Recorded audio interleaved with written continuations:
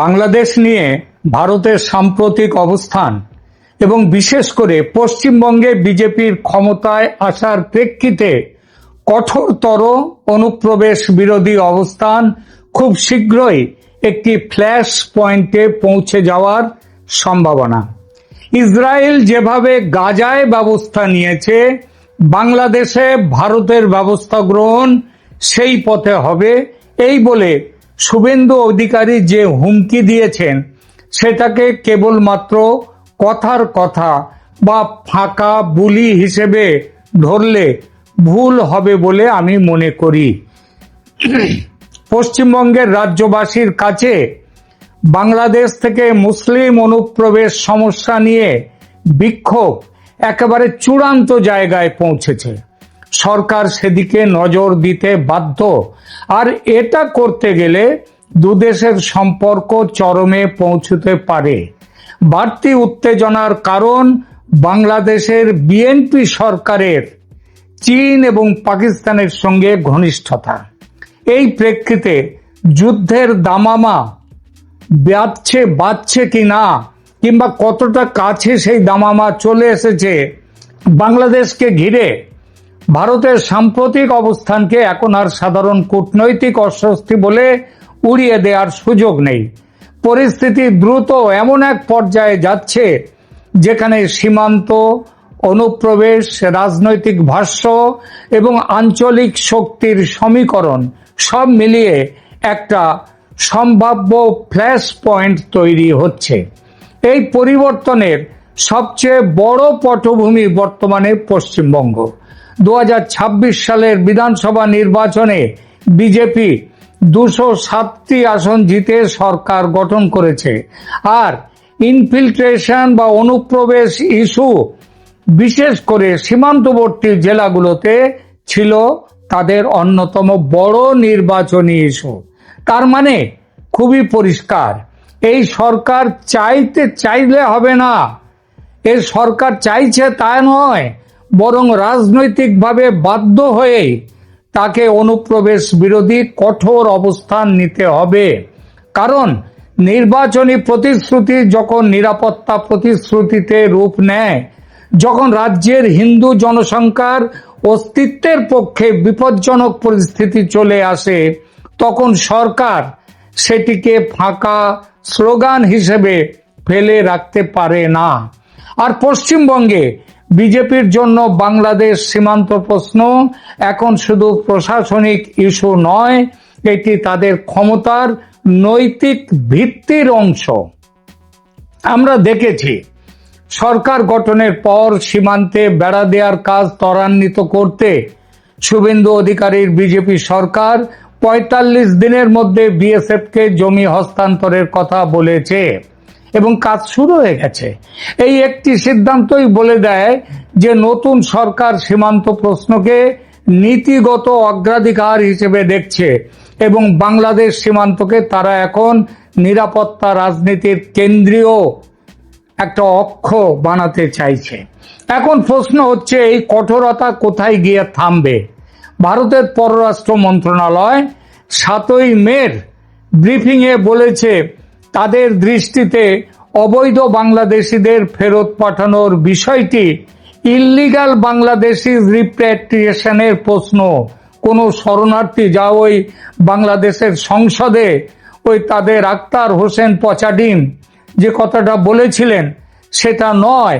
শরণার্থী নয়, এরা ইল্লিগাল বাংলাদেশি, ভারতে এসছে অবৈধভাবে, তাদেরকে ফেরত পাঠানো, এবং সেটা আইন প্রক্রিয়া এবং বিদ্যমান দ্বিপাক্ষিক ব্যবস্থার মধ্যে দিয়ে করা হবে, এ কথা বলেছে ভারতের পররাষ্ট্র দপ্তর 7ই মের প্রেস ব্রিফিংয়ে।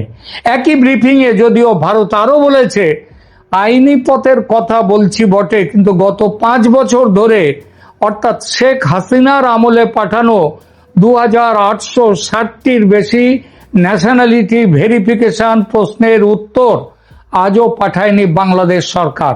অর্থাৎ বাংলাদেশ সরকার মেনে নেয়নি যে এরা তাদের দেশের অধিবাসী। এখনো সেই প্রশ্ন বাংলাদেশের কাছে ঝুলে আছে। এই কথাটা কেন বলল ভারতের পররাষ্ট্র মন্ত্রক? কারণ ইঙ্গিত পরিষ্কার, যদি 5 বছর ধরে বাংলাদেশ ঝুলিয়ে রাখে এরকম মামলা, তাহলে আইনের পথে যাওয়া কথাটি অর্থহীন।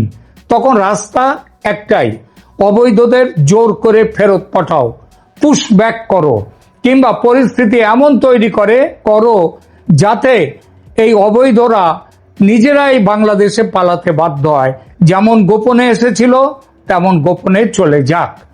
অর্থাৎ দিল্লির সরকারি ভাষা আপাত দৃষ্টিতে প্রশাসনিক, কিন্তু তার রাজনৈতিক তাৎপর্য গভীর।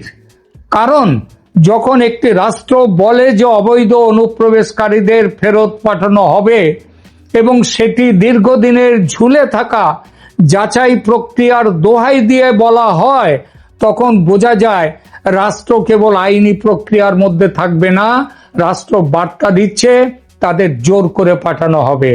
আর সেই প্রস্তুতি নিচ্ছে ভারত সরকার ইতিমধ্যেই। এই জায়গায় পশ্চিমবঙ্গের বিজেপি সরকার এবং দিল্লির অবস্থান একে অপরকে শক্তিশালী করছে, যেটা মমতার আমলে ছিল না। কলকাতার রাজনৈতিক ভাষা বলছে সীমান্তে কড়াকড়ি চাই, দিল্লির কূটনৈতিক ভাষা বলছে এটা আইনি প্রত্যাবাসনের প্রশ্ন, তবে আইনি পথ যে বিলম্ব ঘটনার পথ সেটাও পরিষ্কার বলে দিচ্ছে। দুই ভাষার মধ্যে শব্দের পার্থক্য আছে, কিন্তু লক্ষ্যগত দূরত্ব খুব বেশি নেই। আর এখানেই শুভেন্দু অধিকারীর বক্তব্যকে হালকাভাবে নেওয়া ঠিক হবে না। একটি প্রতিবেদনে বলা হয়েছে তিনি বাংলাদেশকে গাজায় ইসরায়েল যেভাবে শিক্ষা দিয়েছে সেরকম শিক্ষা দেওয়ার মতো ভাষা ব্যবহার করেছেন। এই ধরনের বক্তব্যকে অনেকে হয়তো অতিরঞ্জিত রাজনৈতিক নাটক বলবেন, কিন্তু বাস্তবতা হলো এটি সীমান্ত রাজনীতিকে অবশ্যম্ভাবী সামরিক হস্তক্ষেপের দিকে ঠেলে দিচ্ছে। অবশ্য এটাও মনে রাখা জরুরি যে ভারতের সংবিধান অনুযায়ী প্রতিরক্ষা, যুদ্ধ, আন্তর্জাতিক সম্পর্ক এবং সশস্ত্র বাহিনী সেগুলো কেন্দ্রীয় সরকারের অধীন। কোনো রাজ্য সরকার একা যুদ্ধ ঘোষণা করতে পারে না। সীমান্ত ব্যবস্থাপনাও কেন্দ্রীয় স্বরাষ্ট্র মন্ত্রণালয়ের আওতায় এবং বিএসএফ কেন্দ্রের নিয়ন্ত্রণাধীন বাহিনী। সুতরাং শুভেন্দুর ভাষা সরাসরি যুদ্ধ পরিকল্পনা নয়, কিন্তু সেটা কেন্দ্রীয় সরকারকে হার্ড লাইনে ঠেলে দিতে যথেষ্ট। এবং যুদ্ধ সদৃশ মনস্তত্ত্ব গঠনের রাজনৈতিক ভাষা তৈরি করে যে দিচ্ছে শুভেন্দুর এ কথা বলাই যায়। এবং অনেক সময় ইতিহাসে সবচেয়ে বিপজ্জনক মোড়টি কিন্তু এখানেই তৈরি হয়, এভাবেই তৈরি হয়। যুদ্ধ শুরু হওয়ার অনেক আগে জনমনে যুদ্ধের মানসিকতা তৈরি হয়, প্রতিবেশী রাষ্ট্রকে নিরাপত্তা ঝুঁকি হিসেবে প্রতিষ্ঠা করা হয়। আর সেই প্রতিষ্ঠার মধ্যে বাস্তবতা থাকলে তো কথাই নেই, তাহলে তো সোনায় সোহাগা। মানুষের ভেতরে এই ধারণা ঢোকানো হয় যে কঠোরতা ছাড়া আর কোনো পথ খোলা নেই। পশ্চিমবঙ্গের বর্তমান রাজনৈতিক আবহে বাংলাদেশকে ঘিরে ঠিক এই মনস্তাত্ত্বিক প্রস্তুতির উপাদানগুলো একে একে জমা হচ্ছে।